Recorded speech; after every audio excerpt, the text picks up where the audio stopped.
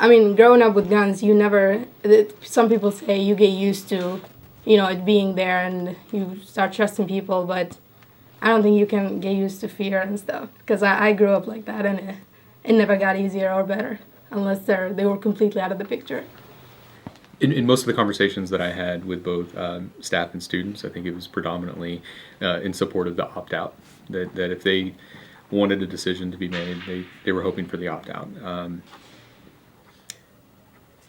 I don't think that means that the opinion didn't exist in the other way, and for that, I think the president and the administration did a great job of trying to seek all feedback, and I know that I don't envy being in his shoes to be the one who has to put that name to the decision, but I think that he did everything that he needed to do to hear what his constituents had to say. Just most of the conversations that I had been part of, people were in favor of the opt-out. It's a scary proposition to think about the increased number of guns on any college campus. The idea that, especially with what I do as Dean of Students, I'm often speaking with students during very emotional times, very challenging times, and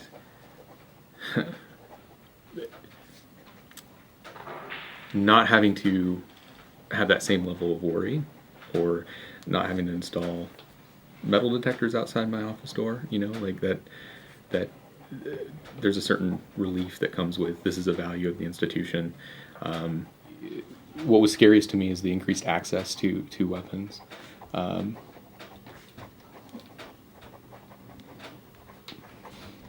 of the things that is talked about frequently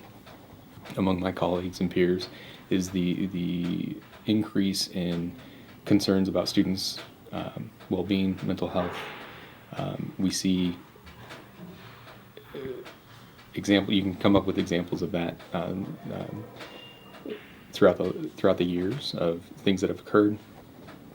with students that are in crisis or borderline crisis, and so it was a scary proposition for me to think about endorsing the increased access to a firearm.